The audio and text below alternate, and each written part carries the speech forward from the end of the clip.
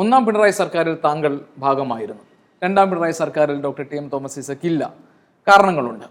താങ്കൾ ഈ ഒന്നാം പിണറായി സർക്കാരിൻ ഭാഗമായിരുന്ന ഒരാളെന്ന നിലയിൽ ഈ രണ്ടാം പിണറായി സർക്കാരിന്റെ പ്രവർത്തനങ്ങൾ എങ്ങനെയാണ് വിലയിരുത്തുന്നത്? നല്ല രീതിയിൽ.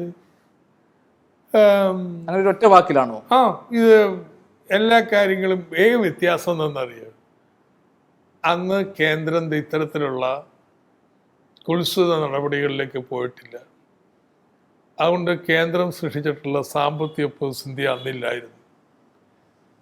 അന്നില്ലായിരുന്നു മാത്രമല്ല, പുതിയ ധനകാര്യ കമ്മീഷൻ്റെ റവന്യൂ ഡെഫിസിറ്റ് ഗ്രാൻറ്റിൻ്റെ ഗുണഫലം ഉണ്ടായിരുന്നു.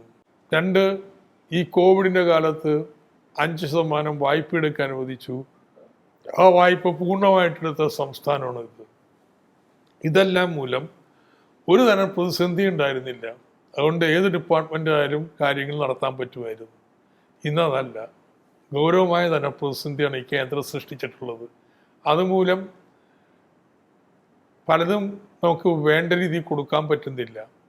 പതിക്കും മുമ്പുള്ള കാലത്തെക്കുറിച്ച് ജനങ്ങൾ ഓർക്കണില്ല കേട്ടോ. അതാണ് പ്രശ്നം.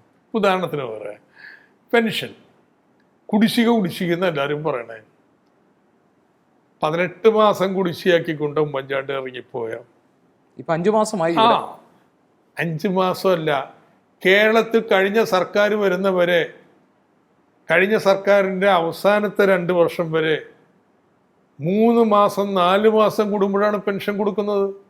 വിശേഷ ദിവസം, ക്രിസ്മസിന്, വിഷുവിന്, ഓണത്തിന് 5 മാസം 4 മാസം. അങ്ങനെയാണെങ്കിൽ ഇടതുമുന്നണിയുടെ പ്രകടന പത്രികയിൽ പറഞ്ഞ ക്ഷേമ പെൻഷൻ 2500 ആക്കും എന്ന് പറഞ്ഞതോ അത് നടപ്പാക്കണ്ടേ? 600 രൂപ പെൻഷൻ 1000 ആക്കാന്ന് പറഞ്ഞിട്ടാ ഭരണത്തിൽ വന്നത്. 1600 ആക്കിയോ? എല്ലാ മാസവും കൊടുക്കാൻ തീരുമാനിച്ചു കൊടുത്തോ? കാശുള്ളപ്പോഴുണ്ടല്ല, കൊടുക്കാനുള്ള മനസ്സ് ഇടതുപക്ഷത്തിനുണ്ട്. പക്ഷെ ഇപ്പൊ 5 മാസത്തെ കുടിശ്ശികയുണ്ട്.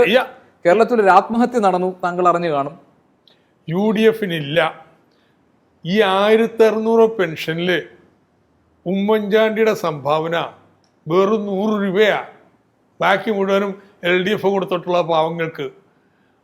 അപ്പോൾ ഇങ്ങനെ പെൻഷനൊക്കെ കൊടുത്തു കഴിഞ്ഞാൽ അവരുടെ കാര്യം അധോഗതിയിലാവുമെന്ന് അറിയാവുന്നതുകൊണ്ട് പെൻഷൻ മാസം മാസം കൊടുക്കാനുള്ള കമ്പനിയെ പൊളിച്ചു. അതിൻ്റെ മുഴുവൻ വായ്പയും വെട്ടിക്കുറക്കുമെന്ന് പറഞ്ഞാൽ പിന്നെ അത് പ്രവർത്തിപ്പിക്കാൻ പറ്റുമോ? അങ്ങനെ മനഃപൂർവ്വം പെൻഷൻ കുടിശ്ശിക വരുത്തിയത് ഈ BJPയും കോൺഗ്രസിൻ്റെയും ഗൂഢാലോചനയാണ്. എന്നിട്ടിപ്പോൾ കുതിരകയറാൻ വരിക. ഞങ്ങൾ നാട്ടിലെ ജനങ്ങളോട് പറയാൻ പോണത്, പെൻഷൻ പറഞ്ഞ പോലെ 2500 ആക്കാം. ഈ BJP കേന്ദ്രത്തിൽ നിന്ന് ഇറക്കണം. ഇവന്മാരിരുന്നാൽ ശരിയാവില്ല. 2, അങ്ങനെ പുതിയ സർക്കാർ ഇന്ത്യ മുന്നണി അധികാരത്തിൽ വരുമ്പോൾ പാവങ്ങളുടെ അവകാശം ചോദിക്കാൻ കേന്ദ്രത്തിൽ ഒരു 10-12 LDF മെമ്പർമാരുണ്ടാവണം. എങ്കിൽ നമുക്ക് പെൻഷൻ കൂട്ടാം.